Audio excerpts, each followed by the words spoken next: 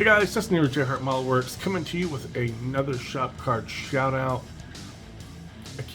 I got this ring light for Christmas and I keep trying to find some way to get the light not to reflect in my glasses. I'm just not having any luck with it. Oh well. Onto the shop card. So we got a shop card shout out and we have a stash ad. First up, let's do the important stuff first, and that is the shop card shout out. We got a very cool card from John over at Law Scale Customs. It's a really cool card.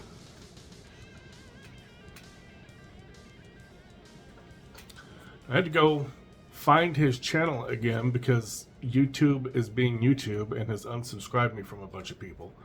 I actually ended up having to reach out to him and I just could not find his channel. So if you are looking for him and you're not using the link that I'm going to put down in the description below, then you're going to want to look for LSC Models. And that will take you to his channel. Great builder. He doesn't have a whole lot of model content specifically on the channel. He's only got a handful of videos up there. He's a lot of shop card shout outs with a bunch of shop cards in them with some great channels in them. So you might check those out as well. He has a really cool video on the old MPC 80s Camaro, which I loved that car as a kid. Not the kit. I mean, I've never built the kit, but the 80s Camaro and the Firebird were, I mean, it all kind of went back to the Knight Rider thing, and that Firebird was just super awesome, but it is what it is. He's got a cool video kind of on that. He also has a fantastic spray booth. His spray booth is amazing. He's got two compressors. The regulators stick out inside the booth. It's like an entire giant enclosure with it's exhausted out, lots of room, a lid that closes down over it. It is super trick. Like, it's all wired up and lit up and switches and extra plug outlets. Spray booth is freaking cool. And he just released a video on one of his old kits, which is a 39, I want to say it's a Ford, but it's a hot rod wagon. And he says it's one of his first paint jobs or first airbrush jobs, and it's an older kit. It's an older kit. He takes really good care of his models because the paint is super clean. There's not a speck of dust on that model. No signs of wear or tear or aging or anything. Just absolutely fabulous. It is a gorgeous red. It's a really cool build. So check him out. There will be a link in the description below. There will also be one right up here in that corner. Next up, you guys know that I sell my design files on Colts 3D. That page is terrible lately. I was on it today looking for some wheels. I'm pretty sure that the 360 Spider that I just recently got from Tamiya is going to be next thing up on the bench. I went to Real Rims to look for some wheels. It took like 10 minutes to load one page. And like he's got like 15 or 20 pages of wheels to go through. That's absolutely painful. If y'all are going through that trying to get to my models, I'm sorry. And I understand why I'm not getting a lot of sales. I'm looking for someplace else. I will probably, so for those of you who have bought stuff off Colts, I'm going to leave my stuff up on Colts. It will still be available on Colts. You'll still be able to get your files if you need to re-download them. I'm not going to take anything off of Colts, but I am looking for a better outlet that, functions and isn't incredibly painful. It was like this a long time ago, like when I first started, and they made some upgrades and it got really better.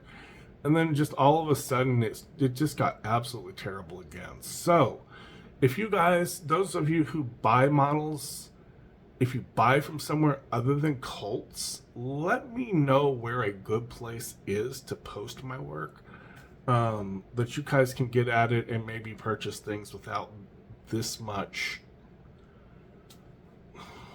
just absolute hassle.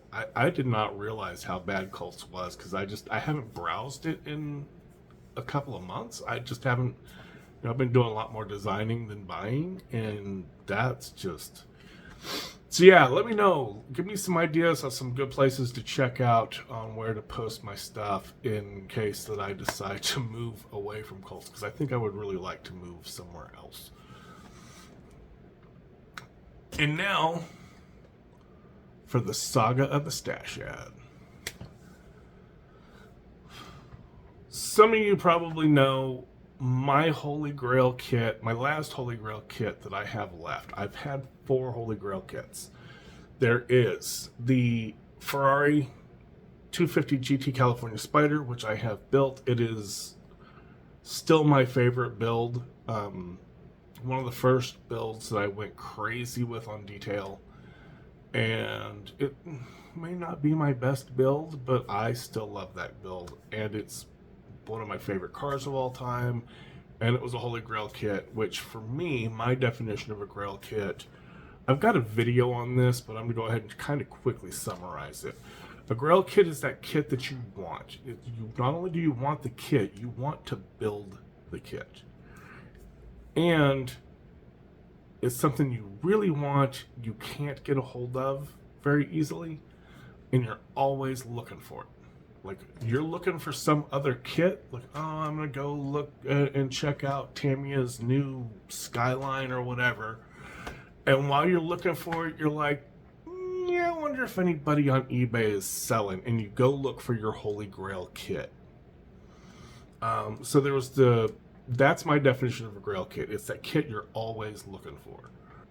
I've had the 250 GT California Spider. I have the 250 SWB that's waiting to be built.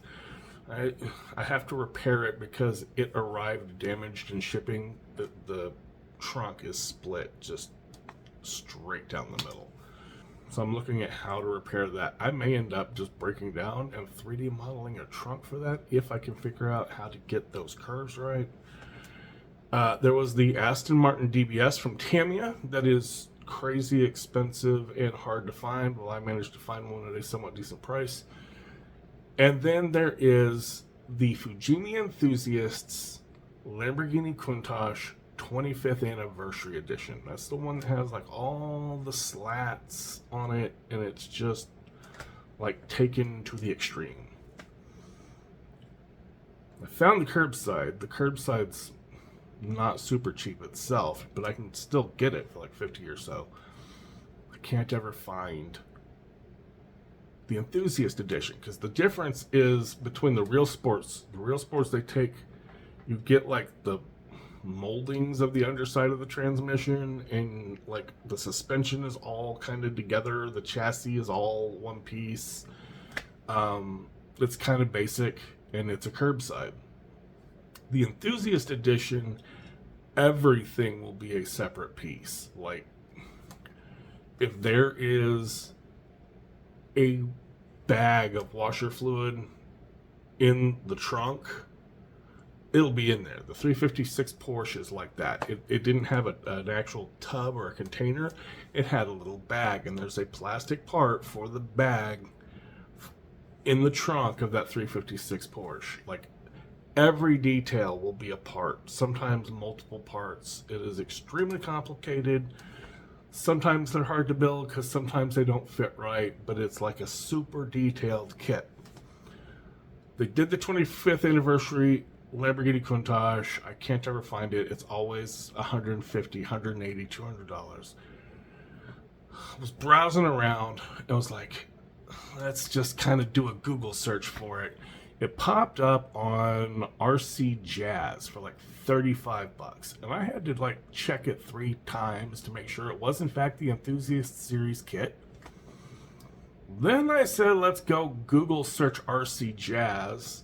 Is this place even legit? I found 3 or 4 places that like Reddit and a couple of other like websites, model forums, where people had asked the same question: is RC Jazz legit? And it's like, yeah, we use them, we get stuff all the time, so they are a legit company.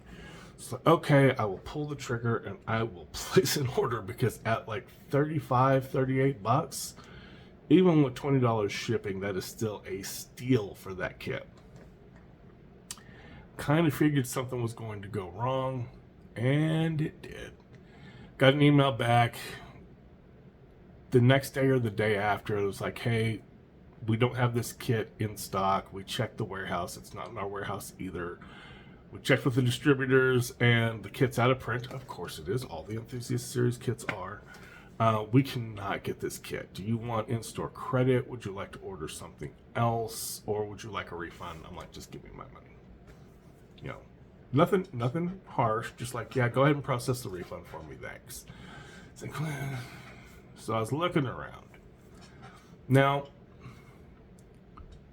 the 25th anniversary Enthusiast Countach is the Enthusiast Edition 5000 Quattro Volve with a different body.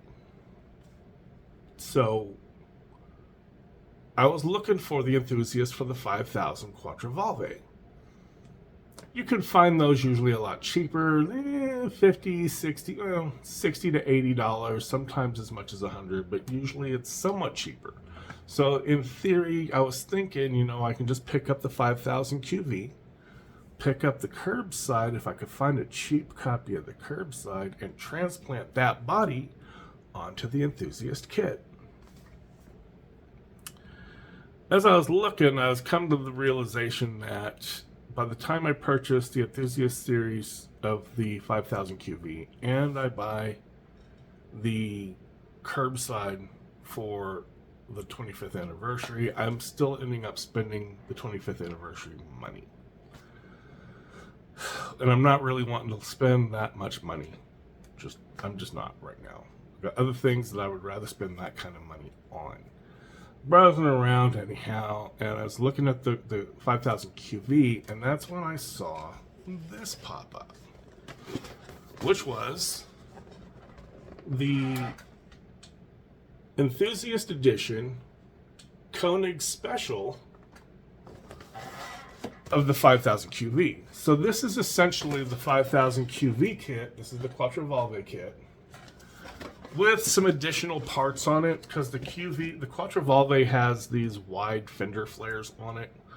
And so with this kit, you use the front fender flares from the QV. You have to modify them. You have to cut them.